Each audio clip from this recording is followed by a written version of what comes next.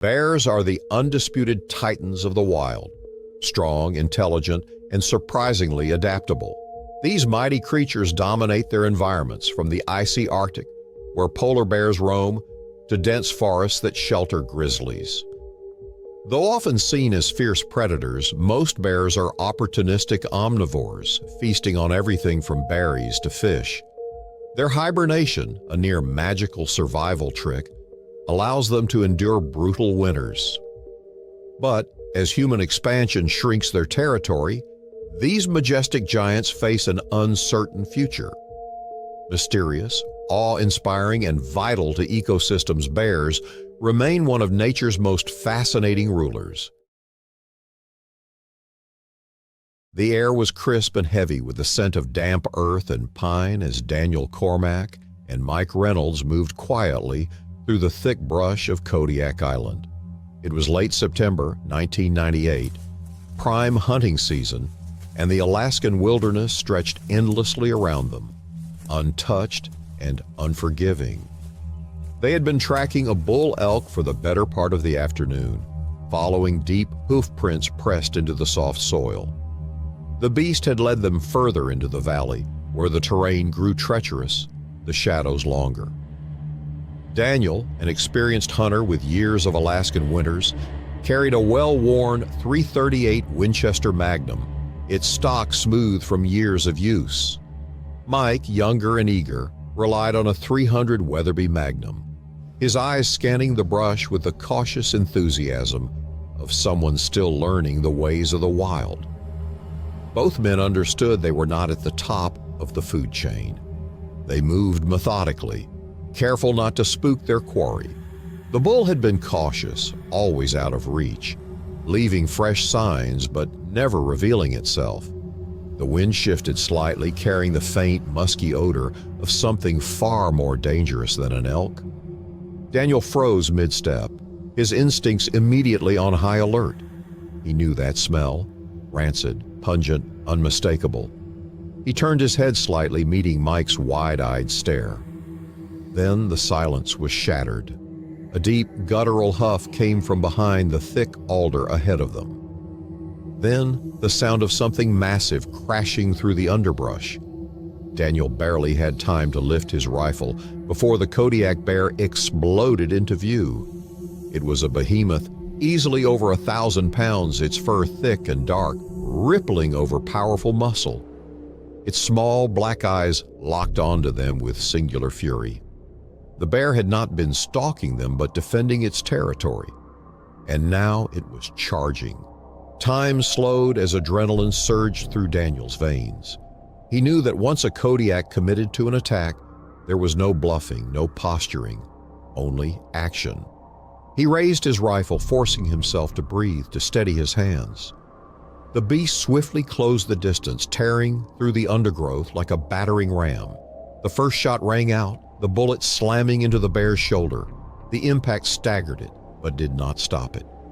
Blood sprayed into the air, yet the beast barely faltered, its roar shaking the valley. Mike scrambled backward, nearly tripping over a fallen log, his rifle fumbling in his grip. Daniel had no time to call out to him. The bear was too close. The second shot came a heartbeat later. Daniel took careful aim this time, exhaling as he squeezed the trigger. The bullet struck home just behind the massive skull, into the spine. The bear collapsed mid-stride, its body skidding forward in a cloud of dust and pine needles. It came to a dead stop only feet from Daniel's boots. Silence returned, thick and suffocating. Daniel lowered his rifle, his pulse hammering in his ears. Mike released a shaky breath, his hands trembling as he finally secured his weapon. They stood there for a long moment, staring at the fallen beast, its massive chest rising and falling in the final twitches of life, before it stilled completely. Neither of them spoke for a while. There was nothing to say. They had been seconds from death, saved only by steady hands and well-placed shots. Daniel finally exhaled and wiped a hand down his face. Still in shock, Mike muttered something about how close that had been. Daniel only nodded. As they examined the fallen bear, Daniel noted the scars across its snout and shoulders, evidence of past battles likely with other massive males. This bear had survived harsh winters and brutal fights, only to meet its end defending its ground. There was a somber respect in that realization. Still catching his breath, Mike ran a hand through his sweat-dampened hair and mumbled that he had never seen anything like it. Daniel simply patted the younger man on the shoulder, knowing full well that moments like these left an indelible mark on a hunter's soul. They worked quickly, the wilderness offering no reprieve for the shaken. The hide was thick and heavy as they skinned the beast, the process both physically demanding and emotionally grounding. The fresh scent of blood mixed with the crisp Alaskan air was an ever-present reminder of nature's brutal balance. They salvaged what they could, ensuring that the bear's life was not taken in vain. Nothing would go to waste. Every pound of meat, every strip of usable fur. As dust settled, the reality of their ordeal began to weigh on them. The wilderness was silent again. The earlier chaos was now just a memory carved into the land. They built a small fire, the orange glow casting long shadows against the trees. Mike sat across from Daniel, staring into the flames, still processing the sheer intensity of what had transpired. Daniel, used to such close calls but never numb to them, quietly cleaned his rifle, ensuring it would be ready for whatever the next day might bring. The hike back to their main camp was slow and deliberate. Every rustling branch and distant snap of twigs sent their nerves on edge. Though they had triumphed, the feeling of vulnerability still clung to them. Daniel knew that such encounters were the price of living in a land as wild as this. The wilderness showed no favoritism. It always demanded respect and readiness. As they finally packed up, leaving the deep valley behind, both men carried something more than just the weight of their rifles. They took the unshakable knowledge of just how close they had come to death and the unwavering respect for the land that had nearly claimed them. For Daniel, it was just another day in the Alaskan wilderness, but he would not forget the charge of the Kodiak. The national forest in Ravalli County, Montana was vast and isolated, a seemingly endless expanse of pine and aspen stretching across rugged terrain. In November of 2013, Eric Holloway, a seasoned bow hunter, had ventured deep into its heart, seeking the elusive bull elk that roamed the mountains. He had hunted these lands for years, preferring the solitude and challenge of tracking game without the noise of firearms. Armed with a Hoyt carbon matrix bow, a .44 Magnum revolver for emergencies and enough supplies for a week, he set up camp miles from the nearest road. The days were short, the nights bitterly cold. Eric had spent hours stalking a massive bull, only to lose it as the sun dipped behind the tree line. Frustrated but determined, he returned to his tent, his breath curling into the freezing air. The forest was alive with its usual night sounds, the distant hoot of an owl and the rustling of small creatures in the underbrush. But something changed as he settled in for the night. Sometime past midnight, Eric awoke with a start. The wind had died and the usual forest chatter had gone silent. Then he heard it, soft, deliberate footsteps circling his tent. Not an animal's quick, scurrying movements, but slow, measured steps. His hand instinctively found the grip of his revolver. He listened, every muscle tense. The steps stopped just outside the tent. He could hear breathing, deep, steady, human. Eric's pulse pounded in his ears. He considered calling out, but something about the presence outside felt wrong. Instead, he reached for his flashlight, clicked it on, and in one swift motion, unzipped the tent and stepped out, revolver raised. The beam cut through the darkness, illuminating the trees and the mist that clung to the ground. Nothing. The footsteps had stopped, and the figure, if there had been one, was gone. The air was thick with the scent of damp leaves and the faint metallic tang of something he couldn't quite place. He scanned the area, the light beam catching only trees and rocks. But as he turned back toward his tent, he saw them, footprints in the frost-covered ground. Bare footprints, human. Eric swallowed hard. There was no logical reason for someone to be out here, miles from civilization, without boots in the freezing night. He followed the prints with his flashlight, but they ended abruptly as if the person had vanished into thin air. His skin crawled. He had spent years in the wilderness, encountering bears, wolves, and mountain lions, but nothing had ever unnerved him like this. With one last sweep of the area, he retreated to his tent, revolver in hand, and waited for dawn. Morning brought little comfort. The footprints were still there, clearer in the daylight. He crouched to examine them more closely. They were deep, indicating a solid weight pressing into the earth, and the toes were splayed as if the person had been walking carefully, almost deliberately. There were no signs of a campfire, no discarded belongings, nothing to suggest that anyone else had been camping nearby, just those prints. Eric decided he had seen enough. He packed his gear quickly, keeping his revolver within reach. He had planned to stay several more days, but something deep in his gut told him to leave. As he hiked out, he couldn't shake the feeling of being watched, though he never saw anyone. A week later, back in town, he mentioned the encounter to an old hunting buddy who had grown up near the national forest. The man listened, his face growing grim. Then he told Eric about the hermit, a strange, reclusive man who had lived deep in the forest decades ago. Some said he had gone mad, refusing to leave the wilderness even as winter storms rolled in. Eventually, he disappeared. Some claimed he had died, but his body was never found. Eric never returned to that part of the forest. He had always prided himself on his ability to handle whatever nature threw at him, but that night in the national forest, he had faced something he couldn't explain. The memory of those footprints vanishing without a trace lingered in his mind long after the mountains were far behind him. Even long after returning home, Eric couldn't shake the unease. The wilderness had always been his sanctuary, where he felt in control, where every sound and shadow had a logical explanation. But this was different. He found himself researching old accounts of missing persons in the area, hoping to find a rational answer. What he saw only unsettled him further. Stories of hikers who had reported eerie encounters, whispers in the woods, sightings of a gaunt figure moving between the trees. Some dismissed them as legend, but Eric knew better. He had seen the footprints himself.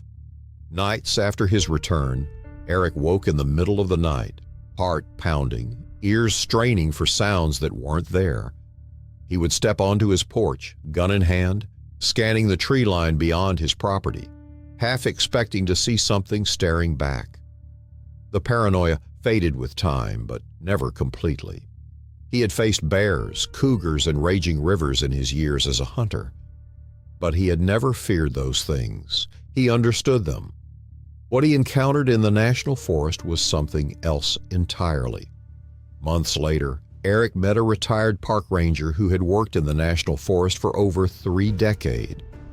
When he hesitantly recounted his experience, the ranger merely nodded.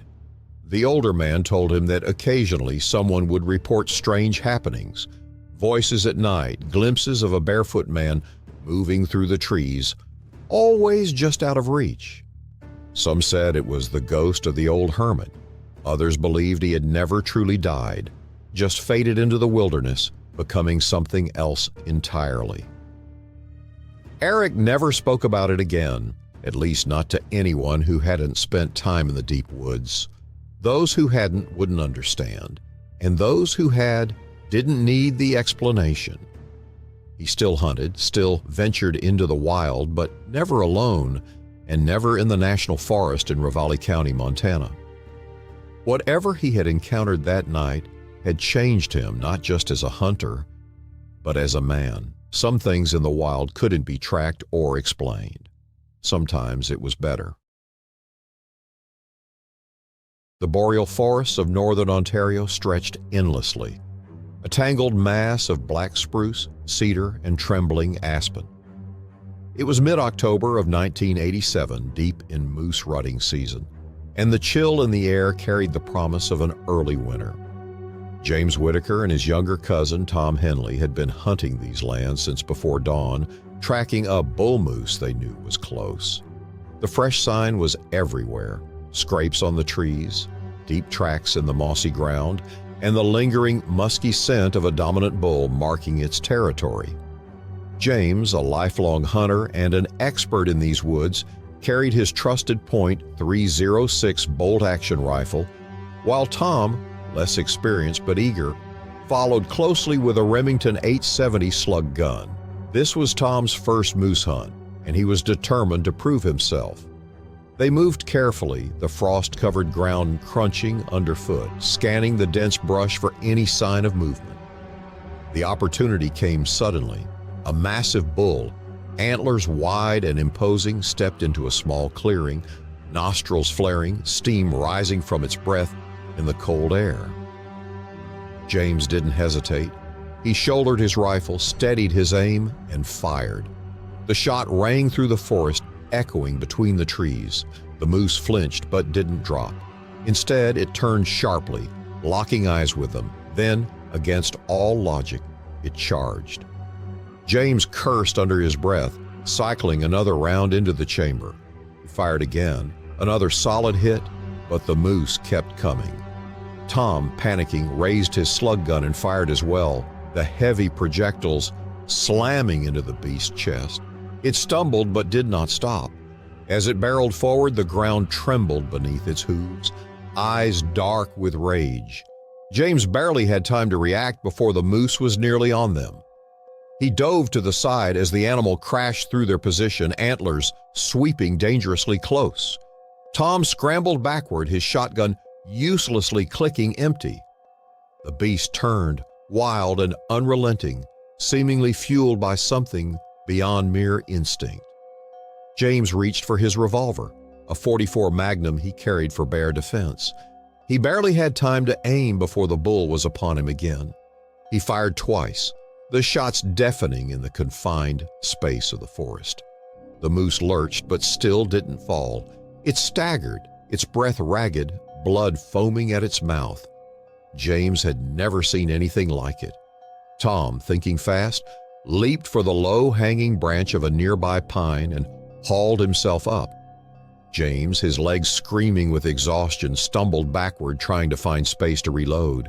The moose charged again, but its strength finally gave out this time. It collapsed mid-stride, sliding forward in a heap, its massive chest heaving one last time before it finally went still. For a long moment, neither man spoke. Still gripping the tree, Tom looked down at James, who was still clutching his revolver, his breath coming in ragged gasps. The forest, which had erupted into chaos moments ago, was now eerily silent. They approached cautiously, rifles at the ready, but it was over. The moose was finally dead. James nudged it with his boot, half expecting it to rise again. He let out a long breath, then looked at Tom, who was still wide-eyed and shaking. James knew the look, the realization that nature did not always follow the rules. The cleanup was brutal. Dressing out a moose was never easy, but after the sheer endurance of this one, the task felt heavier. As they worked, James glanced over his shoulder more than once, half expecting something else to emerge from the trees. Still processing what had happened, Tom barely spoke as they butchered the animal and prepared to haul the meat back to camp. The weight of what had just happened settled over them as they skinned the moose, its thick hide still warm beneath their hands. James, who had hunted for decades, had never seen an animal take that much punishment and still fight until its last breath. It was a grim reminder that no matter how skilled a hunter was, the wilderness always had the final say. The moose had fought with a primal fury, its survival instincts kicking in even as its body failed it. That night, as they sat by the fire, Tom finally broke his silence. He admitted he had never been more terrified in his life, that No story James had ever told him could have prepared him for the raw, relentless force of the bull.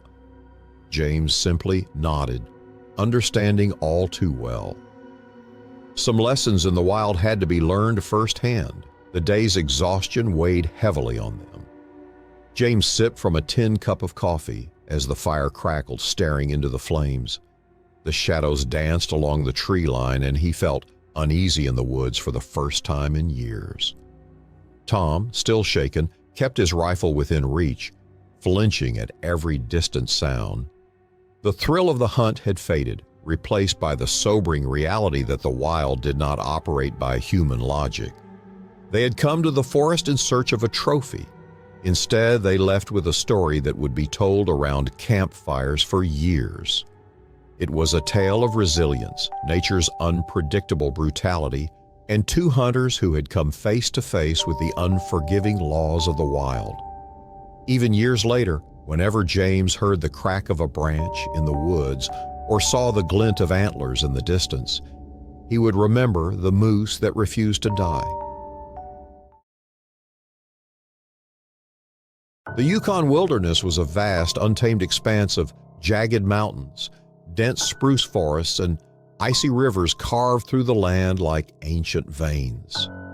In September of 2005, as the first whispers of winter crept into the air, Mark Dunham and his hunting partner, Steve Carson, ventured into the wild in search of a bull moose.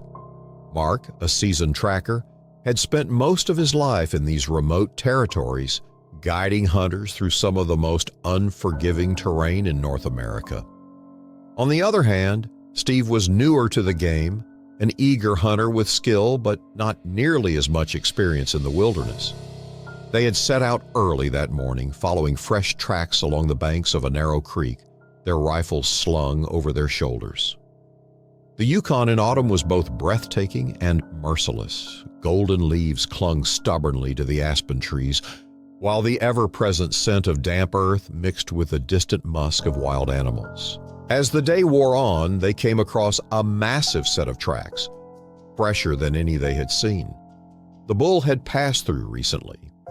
Mark knelt, running his gloved fingers along the deep imprints in the soft earth, his instincts sharp as ever.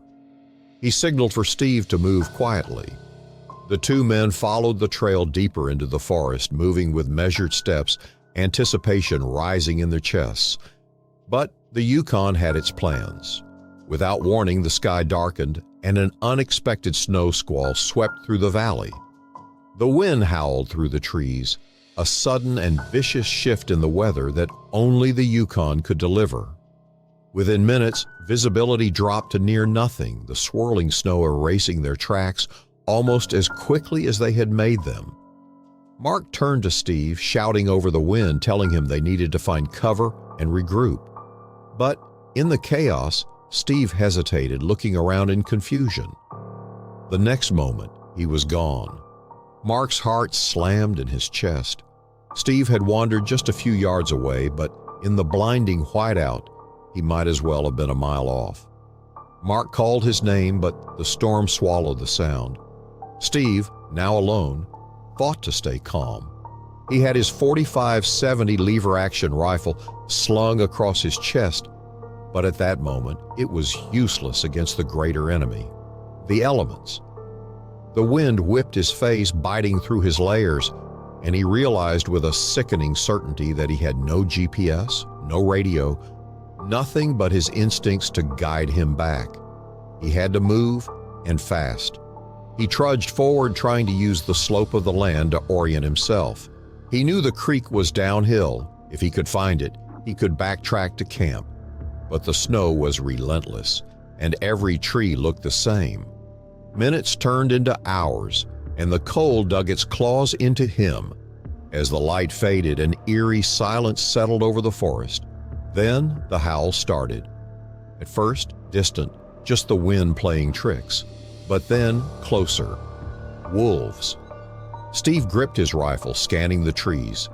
He had always respected wolves and admired their intelligence, but now, surrounded and alone, the respect shifted to fear. He knew they were watching him. He could feel it. Mark, meanwhile, had made it back to camp, cursing himself for not keeping Steve closer. He fired 3 shots into the air, the universal distress signal, hoping Steve would hear. He waited, listening, but the only response was the relentless wind. Steve pressed on, his breath coming in ragged gasps, his body aching from cold and exhaustion. He knew stopping meant freezing. He pushed forward, step by step, until he stumbled upon something he recognized, a frozen creek partially covered by snow. Relief flooded him. If he followed it downstream, it should lead him back. The howls grew louder. Glancing over his shoulder, he caught movement, a dark shape slipping between the trees. Then another. His pulse hammered. They were closing in. He had seen what wolves could do to weaken prey and refused to become one. Raising his rifle, he fired a warning shot into the air. The wolves halted, yellow eyes gleaming in the darkness. They were testing him.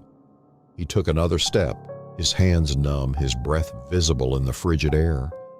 The night stretched on in a blur of exhaustion and fear. But then he saw it just as he thought he wouldn't make it, a flickering glow through the trees. Firelight.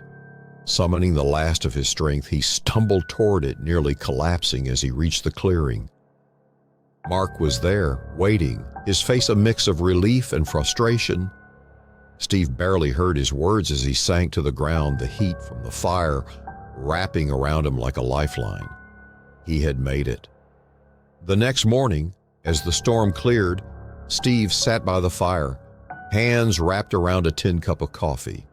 He was alive, but the experience had left its mark. The Yukon had tested him, nearly broken him. Mark told him he had done well, surviving alone in a winter storm with wolves at his back. But Steve knew better. Even in camp safety, the howls still echoed in his mind. He could see their eyes in the darkness, their patience unwavering. It was not mere hunger that had driven them to follow him. It was something deeper, something primal. They had been waiting for him to falter and stumble just once more.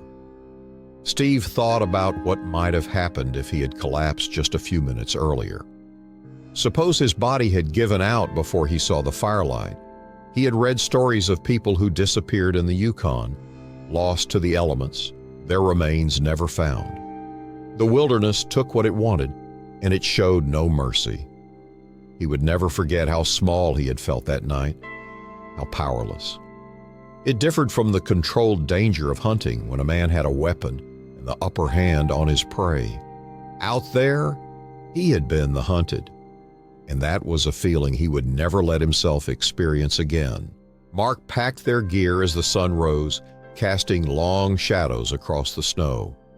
It was time to head home. As they returned to the trailhead, Steve walked slower than usual, taking in every detail of the land. He had always thought of the Yukon as a challenge, an adventure, but now he saw it for what it truly was, a force greater than any man. The wilderness had given him a warning. Next time, he would be ready. The rolling plains of East Texas stretched under the low-hanging December sun, a mixture of oak thickets, open pastures, and winding creeks carved through the land like veins. It was prime feral hog hunting season in 2017, and Jake Mercer had been tracking a particularly massive boar for the last 2 hours. He was an old-school hunter who preferred lever-action rifles and hand-rolled cigarettes over high-tech gear. His son-in-law, Kyle Barnes, was new to hunting, eager and competent, but lacking the deep-rooted instinct Jake had honed over decades. The two men moved slowly through the underbrush, careful with every step. Feral hogs weren't just a nuisance in Texas. They were an invasive, destructive force tearing through crops and endangering livestock. This particular boar had already been spotted raiding a rancher's field, its massive frame easily distinguishable from the usual packs of smaller hogs that roam the countryside. Jake had seen a lot of big hogs in his time, but something about this one felt different. It was old, battle-worn, and dangerous. Kyle spotted the boar first, It stood just beyond a thicket of mesquite, its thick hide scarred from years of fighting. The beast had a deep gash along its flank, likely from another hog, and its tusks curved wickedly from its snout. Kyle, brimming with adrenaline, raised his rifle, a .308 Winchester bolt action. Jake, always calm, gave a slow nod. The young hunter took careful aim and squeezed the trigger. The shot echoed across the field, and the boar dropped, or so they thought. Kyle lowered his rifle slightly, stepping forward with the confidence of a man who had just taken down his biggest animal. But before he could reach the boar, the dead beast exploded to its feet. In a blur of motion, it charged. Kyle barely had time to react before the boar was on him, slamming into his leg with the force of a battering ram. Pain shot through him as he felt the tusk tear through denim and into flesh. He hit the ground hard, his rifle tumbling from his grip. Intuitively, Jake pulled his .357 Magnum revolver from his hip and fired. The first shot struck the boar's thick shoulder, slowing it but not stopping it. It turned, eyes dark with fury, and made for Jake. He fired again, this time striking just above the snout. The boar squealed, stumbling but refusing to fall. Kyle, gritting his teeth against the pain, scrambled for his rifle. Blood ran hot down his calf, but the surge of adrenaline kept him moving. He snatched up his gun, chambered another round, and fired from the ground. The bullet hit home, dead center in the beast's chest. The boar gave a final grunt this time and collapsed in a heap. Jake exhaled slowly, lowering his revolver. Kyle sat up, panting, his leg throbbing. The two men locked eyes, the gravity of what had just happened sinking in. As the dust settled, Jake reached into his pack and pulled out a rag, wiping the sweat from his forehead. He looked over at Kyle, whose hands were still shaking slightly as he checked the wound on his leg. The blood had begun to soak through his jeans, but the cut wasn't as bad as it could have been. Jake told him to sit tight while he grabbed the first aid kit, his voice steady despite the chaos that had just unfolded. While Jake worked on wrapping Kyle's leg, the younger hunter leaned back against the dry Texas earth, replaying the moment in his head. He had read stories of wild hogs taking bullets and still running, but he had never truly understood how vicious these animals could be. It was different when the beast was coming straight for you, when the only thing between survival and injury was how fast you could reload. After bandaging the wound, Jake pulled out his flask and took a slow sip before handing it to Kyle, who took a grateful swig. The older man smirked, telling him that every real hunter had a scar to prove they'd been tested. Kyle chuckled, wincing at the pain, realizing he had just earned his. With the adrenaline wearing off, the two men finally turned their attention back to the massive boar lying lifeless in the dirt. Up close, the creature looked even bigger. Jake estimated it had to be close to 300 pounds, its hide thick and coarse, its tusks still sharp despite the years of wear. He had seen tough hogs before, but none had taken this much punishment before going down. It was a reminder that nothing ever truly came easy in the wild. As Kyle received 12 stitches and a healthy dose of humility back at the ranch, Jake laughed, calling it a proper initiation into real hunting. Now sore, but wiser, Kyle knew one thing for certain. He wouldn't underestimate a Texas hog again. As the two men sat on the porch with beers that night, Kyle asked Jake if he had ever had a hunt go south like that before. Jake nodded, taking a long sip before launching into an old story about a hunt from years ago where a wounded buck had nearly gored him. Kyle listened intently, realizing that no matter how many years you spent in the field, another lesson would always be learned. And tonight, he had learned it the hard way. The National Forest in western Wyoming was a sprawling wilderness of towering pines, hidden valleys, and rugged terrain that stretched as far as the eye could see. It was late October of 1992, prime elk hunting season, and Richard "Rick" Sullivan had ventured deep into the backcountry, miles from any road or sign of civilization. A seasoned bow hunter, he relished the solitude, the challenge of tracking his quarry in near silence, relying only on his skill and instincts. Rick had spent the day following a herd of elk, keeping downwind, moving slowly through the dense underbrush. The crisp mountain air carried the earthy scent of pine and decaying leaves, a familiar and comforting smell. As dusk settled, he found a small clearing beside a narrow creek and set up camp. The elk would bed down soon, and he would resume his pursuit in the morning.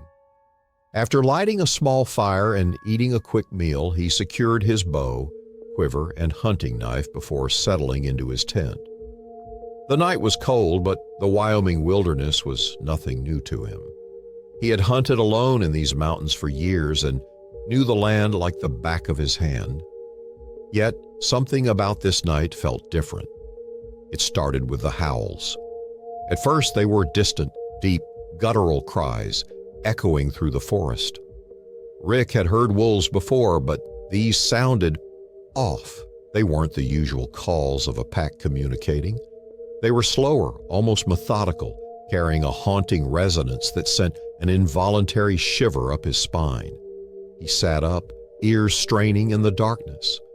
The fire had burned low, casting flickering shadows against the trees.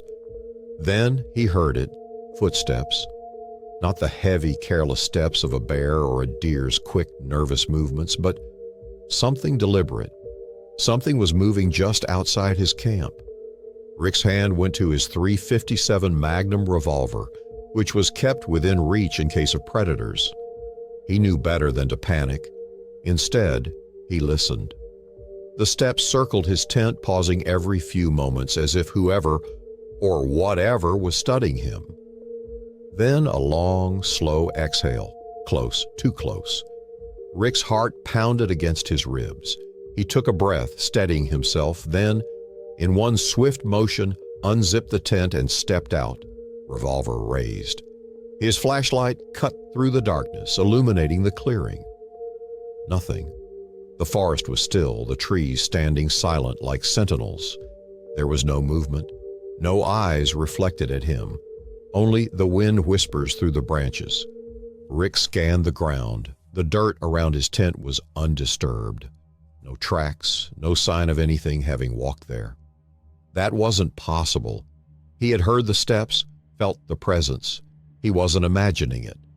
He crouched, checking for prints, but the earth was untouched.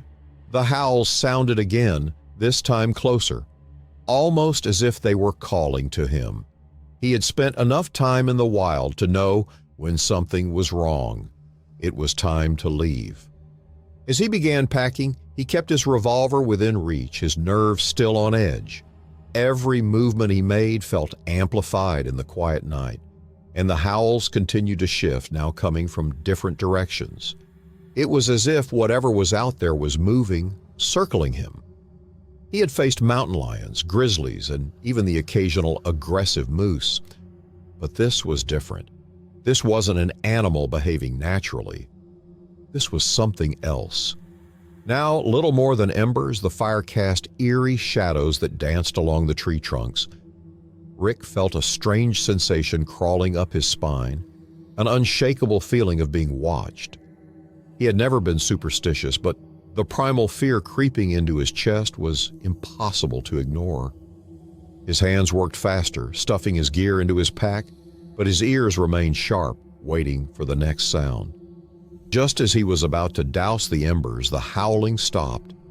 The sudden silence was worse. It was as if the entire forest had taken a breath, waiting. Then, just beyond the tree line, he saw two glowing yellow eyes hovering motionless in the dark. Rick froze, his breath catching in his throat. He had seen wolf eyes reflect in the dark before, but these were different. They were too high off the ground, too steady. Wolves didn't watch like that. They moved, shifted, blinked. This thing didn't. It just stared. Slowly, Rick raised his revolver, not daring to turn his back. The moment he did, the eyes vanished, slipping into the darkness like they had never been there. He waited long, listening for movement, but there was nothing. The feeling of being hunted clung to him, and he knew he had pushed his luck long enough. He backed up quickly, dousing the fire and securing his gear. He had planned to stay another night, but his gut told him otherwise. As he slung his bow over his shoulder, he caught one last sound, a deep, resonant growl, low and menacing, coming from the tree line. He didn't wait to investigate. Moving swiftly but carefully, he started back toward his truck, the howls following him through the dark. He never ran or let fear take hold, but he felt watched the entire hike back. By the time he reached his truck, the first light of dawn had crept over the horizon. The howls had stopped. The forest was quiet again, as if nothing had ever happened. Rick never told anyone what he had experienced in the national forest that night. He had no explanation, no proof, just the memory of something unseen that had been out there with him in the dark. He never hunted that deep into the wilderness alone again, and he never forgot how those howls sounded, less like wolves and more like something calling his name.